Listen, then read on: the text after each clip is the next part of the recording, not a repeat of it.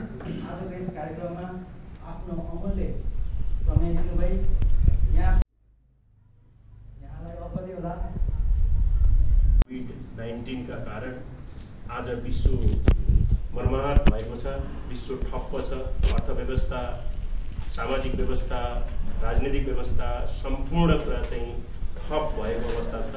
त्यसमा नेपाल, त्यसभित्र रहेको तानसेन, अब पाल्पा जिल्ला, त्यसभित्र तानसेनभित्र रहेका निजी विद्यालयहरू, शैक्षिक क्षेत्र तहस-नहस बनेको छ र यसमा हामी आज यस क्षेत्रभित्र कार्यरत शिक्षक, कर्मचारी, विद्यार्थी सम्पूर्ण चाहिँ अस्तव्यस्त छ। शिक्षक कर्मचारीहरूको चुलोमा आगो बोल्न छोडेको छ।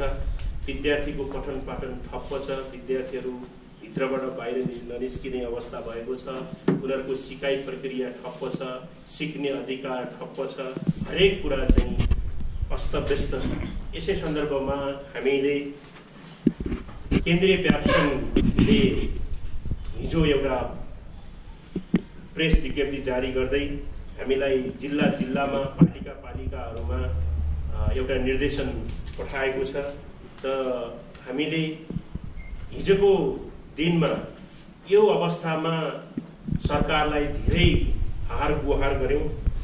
केन्द्र, जिल्ला, पालिका, जिल्ला, त्यस पछाडि प्रदेश, केन्द्रले धेरै पहल गर्यो, तर पनि यो सरकारले कुनै किसिमको चाहिँ व्यवस्था गर्न सकेन र यो क्षेत्रलाई अलि हेपा प्रवृत्तिबाट चाहिँ हेर्ने एउटा चाहिँ प्रवृत्ति बन्यो र धेरै पटक वार्ताहरू हुँदै आए, तर पनि त्यो वार्ता एउटा परिणाममुखी बन्न सकेन र प्याप्सन एउटा केन्द्रबाट पालिकासम्म बाध्य भयो।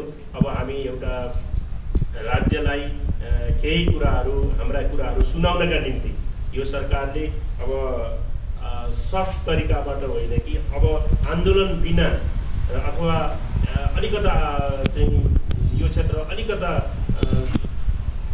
आफ्ना कुराहरू जोडदारका साथ नराखन्जरी उसले चाहिँ सुन्ने अवस्था भएन। त्यस कारणले गर्दा केन्द्रबाट हामीलाई चाहिँ त्यो खालको सर्कुलर भएको छ र मैले केन्द्रबाट हामीलाई सर्कुलर भएको बमोजिम र हामीले पनि यो जिल्लामा केही कुराहरू हाम्रा पत्रकार समक्ष, पत्रकार महानुभावहरू समक्ष हामीले राखेर हाम्रा कुरा के हुन् त भन्ने कुरामा चाहिँ हामी एउटा यो प्रेस विज्ञप्ति जहाँ यहाँ चाहिँ हामीले तयार गरेका छौँ, यो वाचन गर्ने अनुमति चाहन्छु। प्याप्सन पाल्पाद्वारा जारी प्रेस विज्ञप्ति मिति 2077 4 महिना 2 गते उपरोक्त सम्बन्धमा मुलुक भर निजी लगानीबाट सञ्चालित 10,000 विद्यालयमा अध्ययनरत 30 लाख विद्यार्थीहरू र उक्त विद्यालयहरूमा कार्यरत करिब 2,50,000 शिक्षक कर्मचारीहरू मध्ये पाल्पा जिल्लामा 50 बढी विद्यालय, त्यसमा अध्ययनरत 50,000 विद्यार्थी र 1,000 भन्दा बढी शिक्षक कर्मचारी रहेका छन्। भौतिक रूपमा विद्यालय सञ्चालनको अनुमति दिए पश्चात मात्र विद्यालयहरू प्रशासन खुला हुनेछन्। विद्यालयहरू सुचारू भई आम्दानी सुनिश्चित भए पश्चात अनुपातिक हिसाबले 2077 वैशाख महिनादेखि असारसम्मको शिक्षक कर्मचारीको तलब लगायत अन्य सबै प्रकारका दायित्वहरू क्रमशः भुक्तानी गरिनेछ। यसबाट पर्न जाने असुविधाप्रति सम्पूर्ण सरकारहरूसँग क्षमा प्रार्थी रहँदै उचित निकासका निम्ति हार्दिक अपिल गर्दछौँ। सरकारहरूसँग हाम्रो अपिल कोभिड-19 का कारण तहस-नहस भएको विद्यार्थीहरूको पठन पाठनलाई सुचारू गर्नका लागि नयाँ विद्यार्थी भर्ना, अध्ययनरत विद्यार्थीहरूको अभिलेखीकरण, पाठ्यपुस्तक लगायत शिक्षण सामग्रीहरू व्यवस्थापन गर्ने वातावरण यथाशीघ्र निर्माण गरियोस्। अनलाइन कक्षा र भर्चुअल कक्षाहरू वैकल्पिक शिक्षण पद्धति मात्र भएको र नेपाली समाजमा अहिले नै यो पद्धतिको पहुँचमा सबै विद्यार्थीहरू हुन नसक्ने यथार्थलाई मनन गर्दै स्थानीय पालिकाहरूभित्र कोभिड-19 को प्रभावको समेत अध्ययन गरी यथासम्भव विद्यार्थीहरूमा आवश्यक पूर्वाधार व्यवस्थापन सहित कम्तीमा जोर बिजोर वा आलो पालो प्रणालीमा कक्षा सञ्चालन गरी विद्यार्थीको पठन पाठन गर्ने व्यवस्था गरियोस्। क्वारेन्टाइनका लागि विद्यालयहरूको प्रयोग भएका भए अर्को स्थानमा स्थानान्तरण गरी विद्यालयलाई निर्मलीकरण गरी पठन पाठन गर्ने व्यवस्था गरियोस्। वर्तमान शिक्षा नियमावली अनुसार एक शैक्षिक सत्रका लागि 180 वा 180 देखि 192 दिन पठन पाठन गर्नुपर्ने हुँदा सोही अनुसार शैक्षिक सत्र 2077 का लागि केही सार्वजनिक विधाहरू, जाडो विधा लगायत अन्य विधा कटौती गरी प्राप्सन तथा पेशागत संस्थाहरूको समन्वयमा एक नयाँ शैक्षिक क्यालेन्डर निर्माण गरियोस्।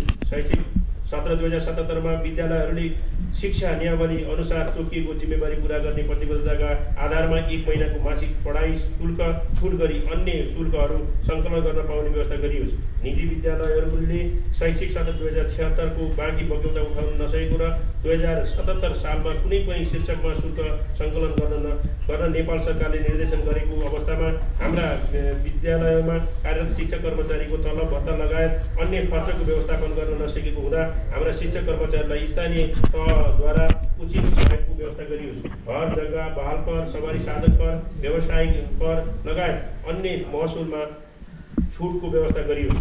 भरत प्रसाद देवनाले अध्यक्ष व्याख्यान र सँगसँगै अपिल छ नि 7वटा कुरा यहाँको खासमा यो माग अपिल गर्नुभएको छ। खासमा माग भन्ने कुरो जस्तो चाहिँ यो यसो हेर्दाखेरिमा यो अनुरोध जस्तो पनि देखियो, यसो हेर्दाखेरि माग जस्तो पनि देखियो, त्यसो हेर्दाखेरि यो आन्दोलन गर्ने हो कि भन्ने कुरो पनि जस्तो झल्कियो। तर यहाँ के रह्यो भन्दा तपाईँहरूले हुन त फेरि अब हाम्रो क्षेत्रमा त्यस्तै अवस्था छ, तपाईँहरूको क्षेत्रमा नि उस्तै छ। मालिकहरूले नाफा कमाउने, कामदारहरू सधैँ मर्कामा पर्ने। मालिकहरूले कमाएको नाफाले चाहिँ अन्त लगानी गर्ने, अनि त्यसपछि चाहिँ अब अहिले चाहिँ अब तलब दिन सकिन्न भन्ने यो प्रचलन चाहिँ अलिकति यो वर्षौँदेखि कमाइरहेको अवस्थामा अब यो 2-3 महिनाले साह्रै नै विपत्ति नै आउने जस्तो अवस्था त हामीलाई लाग्दैन। हेर्नुहोस् 2-3 महिनाले गर्दा 3-4 महिनाले गर्दा सारा डुबेकै अवस्था त होइन जस्तो लाग्छ। तर शैक्षिक सत्र अब यो 3 महिना ढिला भइसक्यो। वास्तवमै यो बन्दाबन्दीले हामी मात्रै होइन, यो सारा संसार नै एउटा मर्कामा परेको अवस्था पनि छ। मर्का सबैलाई छ, तपाईँलाई पनि छ, हामीलाई पनि छ, त्यो विद्यार्थीलाई पनि छ, अरूलाई अभिभावकलाई पनि छ, सबैलाई छ। तर यो तपाईँहरूको 7 बुँदेभित्र मैले चाहिँ एकदमै विशालै आन्दोलनै गर्ने खालको अघि कुरा सुन्दा सुरुमा स्वागत गर्दा र अनि सरको भर्सरको कुरा सुन्दाखेरि आन्दोलनै घोषणा दिन्छ कि भन्ने लागेको थियो। पत्रकार भेटघाट पक्का आज प्रशासनले व्यापक रूपमा आन्दोलन गर्ने भन्ने जस्तो पनि लागिरहेको थियो। तर आन्दोलनै भन्दा पनि तपाईँको अपिल आयो।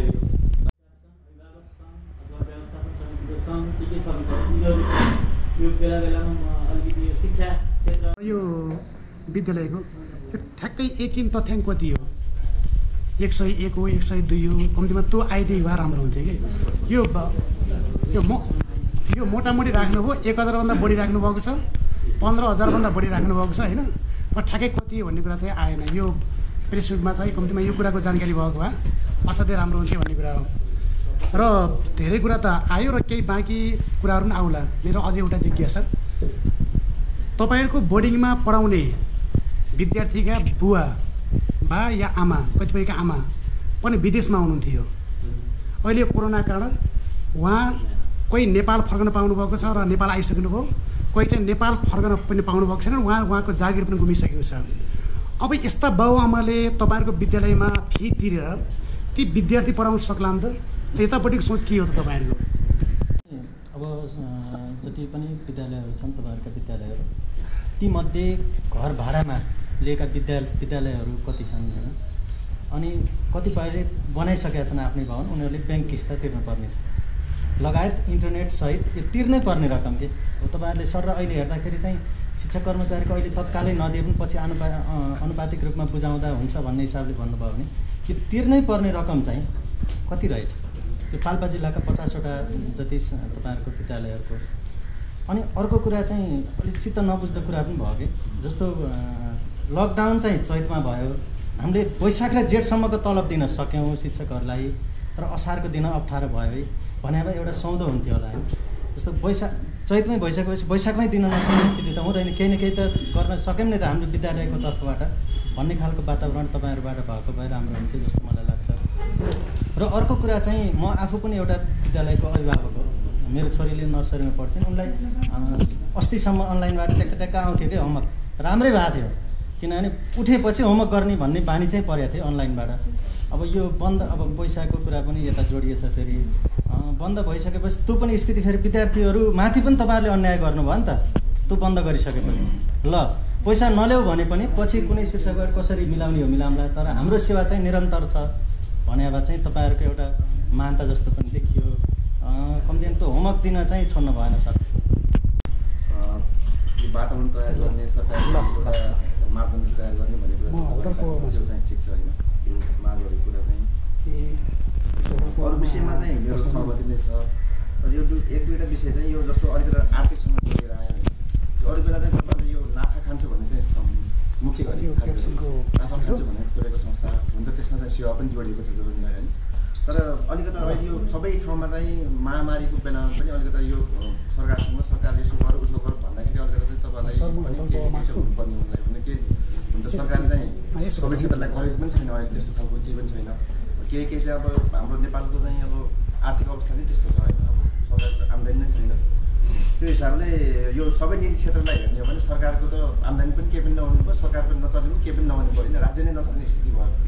यस्तो अवस्थामा चाहिँ यो अरू बेला तपाईँहरूले यत्रो वर्षसम्म त केही पनि भएन त्यतिखेरसम्म तपाईँहरूसँग केही न केही नाफा थियो होला त्यो नाफालाई चाहिँ यसमा चाहिँ कन्ट्रिब्युट गरेर अहिले यो महामारीको बेलामा त्यसमा लगाउँदाखेरि थप चाहिँ सरकारलाई चाहिँ हाम्रो सहयोग गर्छौँ भन्दाखेरि चाहिँ के हुन्थ्यो होला किन गर्दाखेरि समुदाय स्तरमा फैलिएको छैन भन्न सकिँदैन।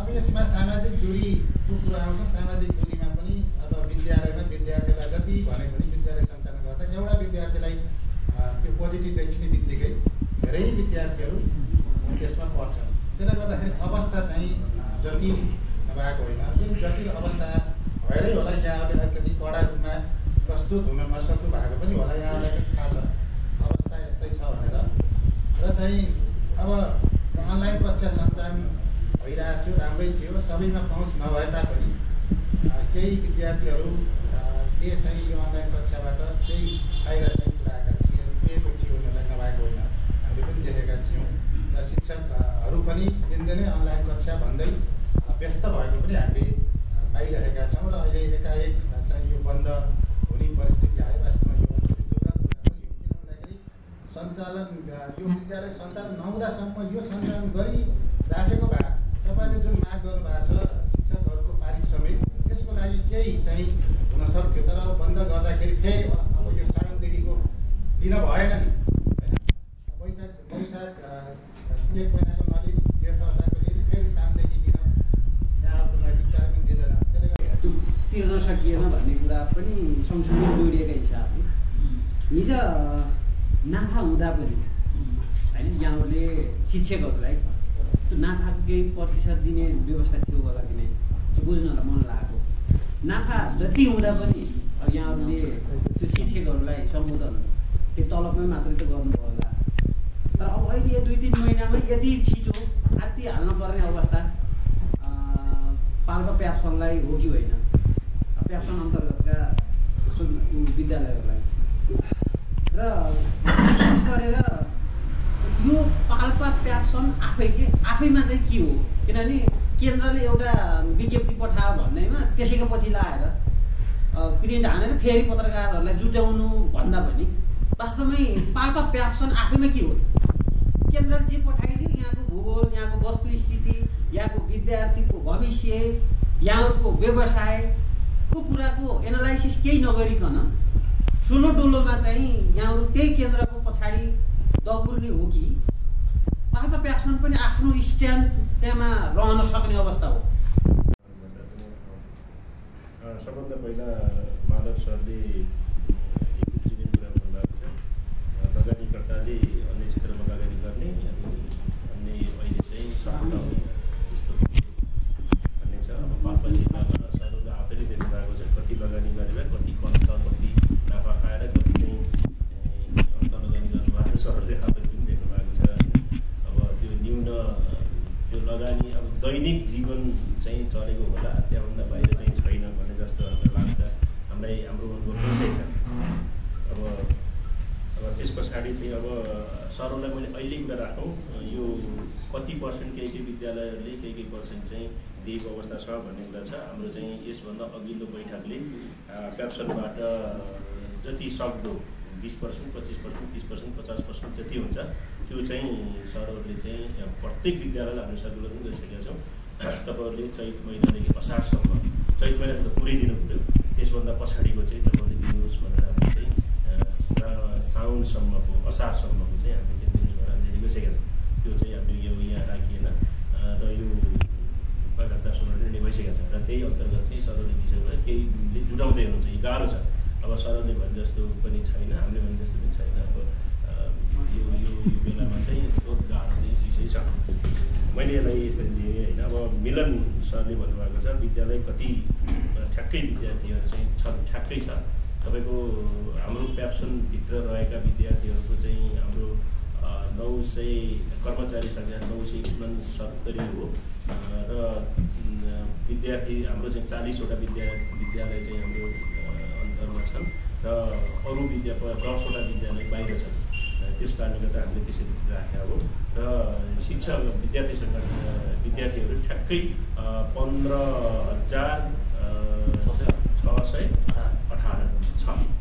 त्यो चाहिँ सरले एकदम एक्ज्याक्ट हो। हामीले अस्ति भर्खर हामीले किनभने हामीसँग रेकर्ड पनि छ। हामीले चाहिँ किनभने राहतको बेलामा हामीले चाहिँ त्यो राख्यौँ र राहत कति 4:1 जाँदाखेरि हामीले पनि अब डाटा हामीसँग कन्टिन्युसै हुन्छ। र अब बुबा आमा मिलन सरले राखेको कुरामा चाहिँ बुबा आमा विदेशबाट फर्किने र तिनीहरूको लागि पढाउन चाहिँ अब के छ, तिनीहरूमा त्यसका लागि भावी योजना के छ भन्ने कुरामा चाहिँ हामी छलफलमै छौँ। अब त्यसलाई कसरी चाहिँ लैजाने हो होइन। अब हाम्रो यहाँले चाहिँ अब केन्द्रबाट पनि हामी अब सरलाई पनि थाहा छ। अब पत्रकार महासङ्घको जिल्ला पालिका आदि त्यति हुँदैखेरि यो लेगेसी अब सबैलाई थाहा भएको कुरा हो। अब त्यसमा चाहिँ हामीले पनि अब केन्द्रबाट केही कुराहरू आयो भने त्यसलाई फलोअप गर्ने भन्ने हो। तर अब यहीँनिर पनि जोडेँ, यो पत्रकार सम्मेलन, पत्रकार भेटघाट चाहिँ यहाँ चाहिँ गर्नुहोस् भनेर केन्द्रले पठाएको छैन है सर। तपाईँ अब हामी सबै साथी यहीँ कार्यरत भएको कारणले गर्दा यसो बसेर चिया गफ गरौँ न भन्ने कुरा सम्मेलन होइन यो। हजुरहरू त्यसरी बुझिदिनुहोस्, यो चाहिँ सम्मेलन होइन। यो चाहिँ सरहरूलाई चाहिँ बसेर एउटा चाहिँ हाम्रा कुरा दुखेछु यो बेलामा पनि मैले पत्रकार महासङ्घको अध्यक्षसँग आजभन्दा लगभग 1-1.5 हप्ता अगाडिदेखि पनि कुरा गरिरहेको छु, संवाद गरिरहेको छु, छलफलको मान्छे सरलाई लिइरहेको छु र के गर्दा राम्रो हुन्छ, कसरी राम्रो हुन्छ भन्दा तपाईँले चाहिँ धेरै ढिला गरिरहनु भन्नुभयो, गाली गर्नुभयो होइन। अब त्यसमा पनि हामीले चाहिँ अब बेला आउँदो रहेछ। अब झ्याप्पै एकैचोटि बाटैमा गर्ने पनि हुँदो रहेछ, एउटा कुनै प्रसङ्गबाट गर्नु पर्दो रहेछ होइन। त्यस कारणले गर्दाखेरि त्यसमा चाहिँ पत्रकार महासङ्घ अध्यक्षज्यूबाट पनि मैले ती कुराहरू चाहिँ लिइराखेको थिएँ र अब कसरी गर्दा ठिक हुन्छ भन्ने कारणले गर्दा यो चाहिँ एउटा चिया गफ गरौँ न त, पत्रकारसँग भेटघाट गरौँ। तपाईँहरूले पनि केही कति राम्रो सुझाव दिनुभएको छ। हजुरलाई धेरै धेरै धन्यवाद दिन चाहन्छु। वास्तवमा धेरै कुराहरू चाहिँ हाम्रो कुराहरू पत्र दिनुभएको छ। अब त्यसलाई चाहिँ हामीले विचार विमर्श गर्दै अगाडि बढ्नेछौँ र त्यसका लागि योजनाहरू के बनाउनु। यो योजना वास्तवमा सही कुरा हो। अब विदेशबाट फर्किनुभयो, अब उहाँहरूको समस्या छ, पैसा तिरेर सक्नुहुन्न, तर निजी विद्यालय पढाउनु खोज्नुहुन्छ भने हेर्नु यहाँ समस्या सरकारीमा लैजान खोज्नुहुन्न, क्लियर कट कुरा हो होइन। उहाँहरू विदेशबाट आएको, उहाँलाई थाहा छ नि त इङ्ग्लिसको महत्त्व कति छ। बोर्डिङ स्कुलमा पढेका विद्यार्थीहरू चाहिँ कति बाहिर जाँदाखेरि कति अगाडि बढेका छन् र नपढेकाले कति के काम गर्नुपर्छ, तिनीहरू पढेकाले के काम गर्छ भने उनीहरूलाई थाहा छ। त्यस कारणले गर्दा उहाँहरूले चाहिँ जसरी पनि एक छाक काटेर भए पनि उनीहरू चाहिँ उहाँहरूले चाहिँ पढाउनु छ र त्यसका निम्ति हामीले के गर्ने भनेर यो एउटा बहसको विषय भयो। त्यस कारणले गर्दा धन्यवाद। अब हामी चाहिँ अब यज्ञ सरले भन्नुभएको छ अब घरभाडामा भवन भएकोले किस्ता कति बहुत विकराल अवस्था छ। अब मेरै कुरा गर्नुहुन्छ भने पनि म अध्यक्ष हो, तर पनि अब मैले प्रत्येक 1 महिनाको 1,05,000 रुपियाँ चाहिँ मैले भाडा तिर्नुपर्ने हुन्छ। अब उहाँहरूले हत्या गर्दै गर्नुभएको छ, आम्दानी स्रोत छैन। त्यो त अब यहाँनिर के भन्छ हिजो त कमाथिस् नि खाथिस् अब अहिले चाहिँ त्यही निकाले त्यही बेचेर त्यो पत्रकार महासङ्घका पत्रकारहरूले पनि कमाउनु भएको होला। त्यो कमाएपछि यो कोभिड आउँछ, त्यसै गरी बचाएर आउने, त्यही बेला टिचरलाई दिन्छु भनेर गर्दैन त कोही पनि। त्यो त लगानी जति बेला आम्दानी जति बेला हुन्छ त्यही अनुसारले चाहिँ जीवन लाइफ स्टाइल चेन्ज गर्दै जाने, त्यो त विश्वको सर्वमान्य कुरा होइन र। अब यहाँ चाहिँ तपाईँको चाहिँ अब बचाएर राख्ने अनि त्यसै भोलि बिहान पढ्दा दिन चाहिँ ढिम्ला भने त कसैले पनि तपाईँले गर्नु न हाल्नु भने त्यो त क्लियर कट कुरा होइन। त्यस कारणले गर्दाखेरि चाहिँ अब यो लगानी त्यो अब फेरि अर्को कुरा पनि के हो भने चाहिँ आम्दानी भएको विद्यालयहरू त गरेका त छ नि। गरिहाल्छ। अब नभएकाले पनि प्रयास गर्दैछ नि। जस्तै अहिले भनौँ नि होराइजनले चाहिँ लगानी गर्यो, त्यत्रो बिल्डिङ बनाएको। आज सरकारले लगानी गरेको एउटा सबैलाई थाहा छ, सरहरूले पत्र पत्रिकामा लेखिरहनु भएको छ, तपाईँको एउटा टोयलेट बनाउँदाको लागि 14 देखि 15 लाख रुपियाँसम्म दिएको छ। त्यो मापदण्डमा बनाएकै छैन। अब एउटा आज भर्खर पनि तपाईँले हजुरहरूले देख्नुभयो होला, तपाईँको चाहिँ अब नमुना विद्यालयको लागि चाहिँ तपाईँको चाहिँ वैकल्पिक गरिदियो सरकारले। त्यसका निम्ति 5 करोड 6 करोड 8 करोड 10 करोड चाहिँ सरकारले लगानी गरिरहेको छ। अब त्योसित कम्पिटिसन जानुपर्ने कन्डिसन भयो भएन। अलिकति नाफा आएको त त्यता लगानी पनि त गर्नु पर्यो। त्यही झुप्रोमै फेरि झुप्रोमा बस्दाखेरि चाहिँ भोलि बिहान पत्रिकामा बडै अक्षरमा आउँछ कि तपाईँको चाहिँ झुप्रोमा पढाउने भनेर निजी विद्यालयले यो खालको पनि आउँछ। स्ट्यान्डर्ड त बनाउनै त भन्यो नि। आज हामी कति राम्रो स्ट्यान्डर्ड होटलमा बसेर यहाँ लगानी भएर त भएको छ। यी कुराहरू त हामीले पनि बुझेकै छौँ। कुरा उठ्छ सिवा त्यसलाई हामी भनेको छैनौँ। त्यसको लागि धन्यवाद। अब अर्को कुरा चाहिँ अब ऋषिराम सरले चाहिँ भन्नुभएको छ नाफा भनेर खोलेको संस्थामा नाफा यसैमा लगाउँदा के हुन्थ्यो मैले भनिहालेँ। नाफा चाहिँ अब त्यही मैले भनिहालेँ। नाफा त तपाईँको एकदम प्रष्ट कुरा छ। नाफा चाहिँ तपाईँको बिल्डिङ बनाउन, विद्यार्थीका सुविधाका निम्ति, विद्यार्थीको शैक्षिक गतिविधिका निम्ति लगाउनै पर्छ। बिल्डिङ बनाउनै पर्छ, जग्गा किन्नै पर्छ। अब त्यो नगर्ने पछाडि परिहालिन्छ। सरकारले त धेरै लगानी गरिसक्यो। त्यस कारणले गर्दाखेरि चाहिँ यो चाहिँ मैले यसरी भने। र अब त्यस पछाडि चाहिँ अब भरत सरले भन्नुभएको छ यो सबै राम्रो छ भन्ने कुरा गर्नुभएको छ। अब श्रावणको तलब मैले भनिहालेँ। श्रावणको तलब हामीले चाहिँ अब श्रावणदेखि के गर्ने, अब असारसम्मको त हामीले निर्णय गरिसकेका छौँ। जसरी पनि दिनुपर्छ प्याप्सनले निर्णय गरेको छ, त्यो सर्कुलर भइसकेको छ। तर अब मिलाउँदै हुनुहुन्छ। अब एकैचोटि दिने आज यति महिना दिने भित्रमा दिए भनेर चाहिँ सकिने अवस्था छैन। अब एक महिना पनि सामान्य विद्यालयलाई पनि अब 4 लाख 5 लाख रुपियाँको चाहिँ आवश्यकता पर्छ। अब अहिले पनि हामीले सफ्ट लोनको बारेमा कुरा गरिरहेका छौँ। नगर अध्यक्षसँग, नगर चाहिँ प्रमुखसँग पनि कुरा राखेकै छौँ। हामीले चाहिँ अब 4-5% देऊ, हामीले बरु दिन्छौँ, हामीले भनेकै छौँ। हामी चाहिँ बसेर पनि हामीले चाहिँ विद्यार्थीहरूलाई दिन्छौँ भनेकै छौँ। अब यी कुराहरू चाहिँ छ। मुक्ति सरले चाहिँ भन्नुभएको छ अनलाइन एकदम राम्रो छ। वास्तवमा अनलाइन एकदमै राम्रो हुँदै आयो। किनभने हिजोको दिनमा सुरुमा कसरी गर्ने भन्ने थियो, तर आज अनलाइनले विद्यार्थीलाई वास्तवमा बहुत राम्रो चाहिँ शिक्षा पनि सिकाएको छ। तर के भयो भने धेरै प्रब्लम छ। त्यो चाहिँ फेरि राज्यसँग चाहिँ जोडिने कुरा हुन्छ। फेरि अब विद्युत कन्टिन्युस दिनु पऱ्यो, ब्याकअप हुनु पऱ्यो, तपाईँको चाहिँ त्यो विद्यार्थीको चाहिँ राम्रो डिभाइस हुनु पऱ्यो। अब होइन, अब इन्टरनेटको व्यवस्था हुनु पऱ्यो। सबै अब इन्टरनेट यति महँगो छ। अब गाउँमा बसेर चाहिँ तपाईँको प्याकेज लिएर गर्दाखेरि एकैछिनमा जान्छ। 6-7वटा विषय चाहिँ तपाईँको उनीहरूसँग अनलाइनमा बस्नुपर्ने। त्यति मात्र त्यो कति पहुँचै नभएको ठाउँहरू छ। यस्ता कुराले चाहिँ समस्या चाहिँ बनाएको छ। अब अहिले पनि यसो हेर्दा हामीले चाहिँ तपाईँको लगभग त्यही 10%देखि 20-25% 30%मा चाहिँ बच्चा छ, नभए अरू छैन। अरू पहुँचभन्दा बाहिर छ।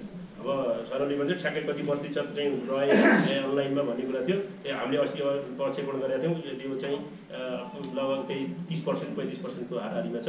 अब कहिले धेरै पनि आइहाल्छ, कहिले चाहिँ थोरै आउँछ। त्यस कारणले गर्दाखेरि अब सहज भयो भने आइहाल्छ। अब कहिले झ्यापै पढाउँदै झ्यापै जान्छ, पढाउनै पाइन्छ। भन्न खोजेको कुरा गर्दाखेरि अड्किरहेको हुन्छ। यस्तो कुरा हुन्छ। त्यस कारण यो कुरा चाहिँ छ। अब दायित्व के प्याप्सनको दायित्व छ।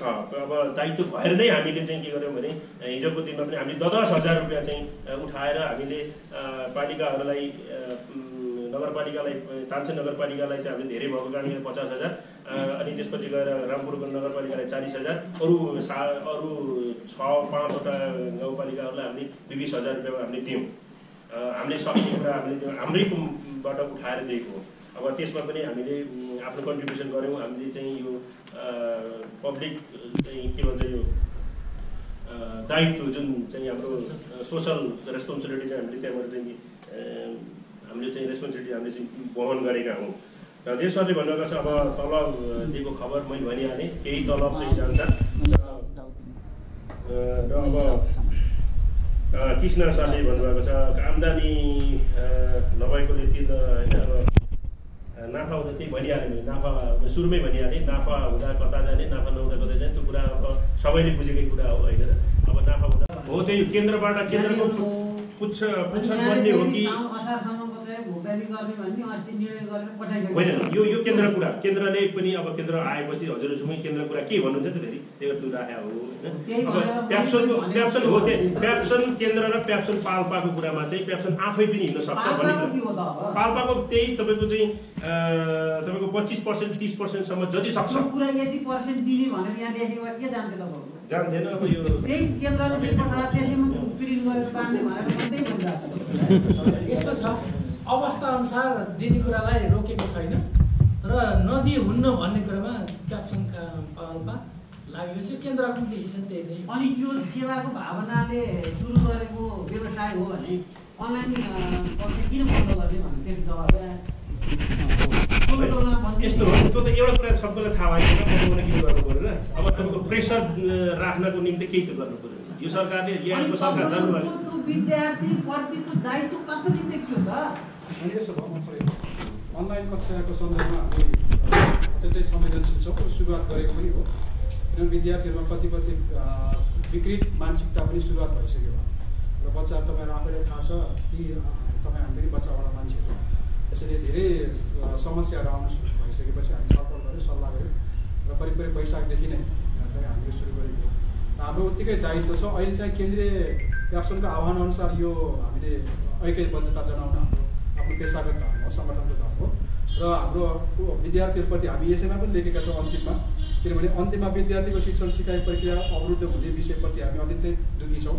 हाम्रो एउटा चाहिँ सद्भाव अवश्य पनि छ र खासमा कुरो के भयो भने अधिकांशको एक दुईवटा विद्यालयको मात्र कुरो नभएर अधिकांशको के हुन आयो भने जस्तै शुल्कहरू उठाउन नपाइसकेपछि हाम्रो आम्दानीका बाटोहरू बन्द भए, त्यसले गर्दा शिक्षकलाई ल काम गरिराख्नुहोस् भन्न पनि हामी नैतिकताको हिसाबले चाहिँ अलिक गाह्रो भयो। यहाँहरूले भन्नुभयो जस्तै पहिलाको नाफा खै त भन्दाखेरि हाम्रो पेसा व्यवसाय हाम्रो पाल्पा जिल्लाको सन्दर्भमा हेर्नुहुन्छ भने 90 देखि 95% मासिक शुल्क चाहिँ हाम्रो शिक्षक कर्मचारी तलब भत्तामा जान्छ, जबकि शिक्षा ऐन नियमावलीमा के छ भने 60% मात्र शिक्षक कर्मचारीको तलब भत्तामा मासिक शुल्क आम्दानीको चाहिँ 60% चाहिँ शिक्षक कर्मचारी तलब भत्ता विनियोजन गर्ने भन्ने नियमावलीमा छ। तर हाम्रो त त्योभन्दा बढी 90 अब भनौँ न अब हाम्रो जस्तो मेरो जस्तो स्कुलको लेभलको स्कुलमा पनि करिब 90% जति चाहिँ मासिक शुल्कको चाहिँ तलब भत्तामै जान्छ भनेपछि कहाँबाट मुनाफा त्यस लगायत अन्य सुविधाहरू अन्य जुन खर्चहरू छन् होइन, बसका कुराहरू भवनका भाडाका कुराहरू त यहाँहरूले आफै पनि मूल्याङ्कन गर्न सक्नुहुन्छ। त्यसैले गर्दा हाम्रा निजी विद्यालय पाल्पा जिल्लामा अवस्थामा पनि हेर्नुहुन्छ भने अत्यन्तै पारदर्शी हिसाबले हामी लागिराखेका छौँ।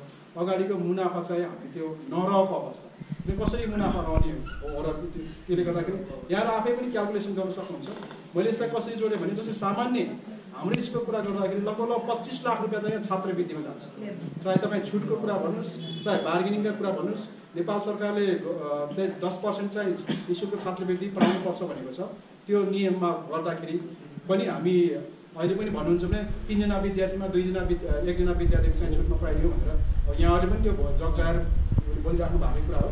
हामी व्यवहारको त्यो एउटा पीडित पक्षलाई दिने आफ्नो ठाउँमा छ, सँगसँगै त्यसरी कतिपय महानुभावहरूको बच्चाहरू त्यसरी पढाउँदाखेरि कतिपय द्वन्द्व पीडितका बच्चाहरू त्यसरी पढाउँदाखेरि हाम्रो त्यहाँनिरको छात्रवृत्तिका कुराहरू चाहिँ अत्यन्त बढी छ। त्यसैले जुन हिसाबले यहाँले सोध्नु भएको जस्तै मुनाफाका कुराहरू छ पाल्पाका विद्यालयको हकमा, पाल्पाको मात्र नभएर अधिराज्यभरिका करिब अब 8,000 देखि 30,000 रुपियाँ मासिक शुल्क खर्च हुने विद्यालय नेपालभरमा लगभग 40% छ।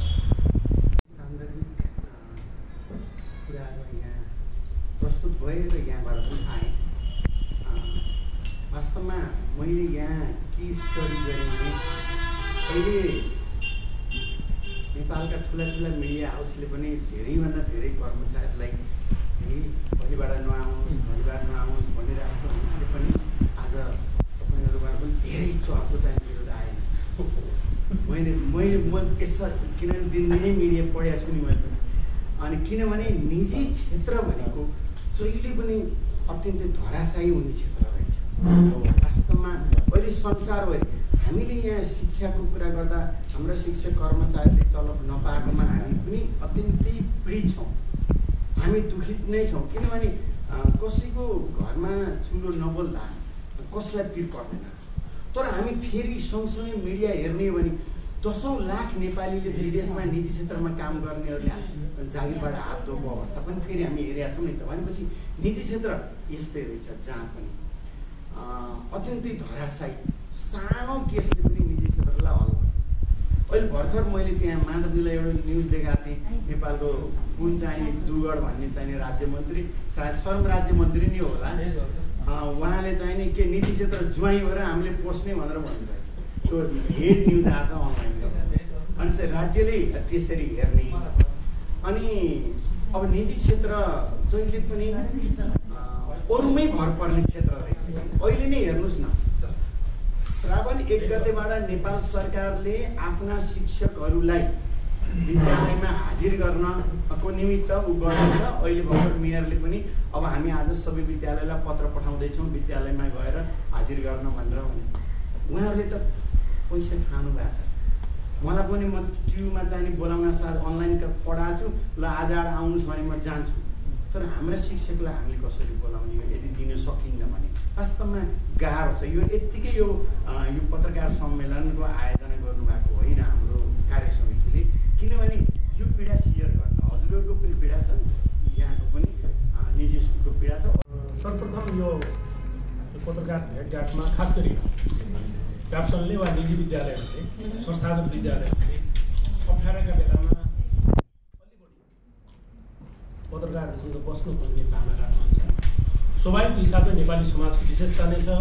बिरामी भएका बेला अस्पतालमा भेट्न आइदियो, क्रिया गरेका बेला कुनै पनि आफन्त वा इष्टमित्रहरू टुक्टुक्क भएको भेट्न आउन्, वा कुनै खालको दुर्घटनामा परेको भए त्यस्तो बेलामा मलमपट्टि लगाउनका निम्ति देखियोस्। नदेखिँदाखेरि मान्छेहरूको मन स्वाभाविक हिसाबले किन्नुहुन्छ। यहाँको चाहना पनि त्यस्तै सम्भवतः छ। सिङ्गो पालपाली पत्रकारहरूले अरू बेलामा पनि खास गरी निजी विद्यालयहरूको त्यस्तो दर्दमा दुःखमा साथ दिँदै आएको छ। अहिले पनि तपाईँले त्यो खालको भूमिकाको अपेक्षा गर्नुभएको होला। दुःख हामीलाई अवगत भयो, सिङ्गो सञ्चारकर्मीहरूलाई दुःख अवगत भएको छ। म सबै सञ्चारकर्मीहरूलाई, पत्रकार मित्रहरूलाई यसको क्रिटिकल हिसाबले, यसको नेगेटिभ एस्पेक्टका हिसाबले, त्यसका केही पोजिटिभ एस्पेक्टका हिसाबले जुनसुकै ढङ्गले पनि कलम चलाउँदा प्याप्सनलाई फाइदा पुग्छ, निजी विद्यालयलाई फाइदा पुग्छ। यो हिसाबले कलम चलाउनु हुनेछ भन्ने म आग्रह गर्न चाहन्छु। अब कलम जतिखेर पनि सोलोडोले एउटै बाटोबाट बग्दैन, हिँड्दैन। जसरी हिँडे पनि त्यसको प्रकारान्तरले प्याप्सनलाई मद्दत दिन्छ। यसको 2-3टा कुरा मैले बोल्नुपर्छ। खास गरी श्रमजीवीहरूको एउटा संस्थाको म अध्यक्ष छु जिल्लाको। तपाईँहरूको भित्र पनि श्रमजीवीहरू छन्, कलमजीवीहरू छन्, बुद्धिजीवीहरू छन्, विवेकको प्रयोग गर्नेहरू छन्। तिनको उचित श्रमको कदर हुनुपर्छ भन्ने चाहन्छु। परिस्थितिले हामीलाई कोरोना महामारीका कारण एउटा अप्ठ्यारो स्थितिमा पुर्याएको छ। तर ती सबै शिक्षकहरू, ती सबै कलमजीवीहरूलाई यथोचित समयमा चाहे प्याप्सनले, चाहे सरकारले वा अरू कसैसितको कोलाबोरेसन सहयोगको खाँचो देखिन्छ। त्यो खाँचो पुरा गर्नेतर्फ तपाईँलाई सफलता मिलोस्, मेरो शुभेच्छा छ।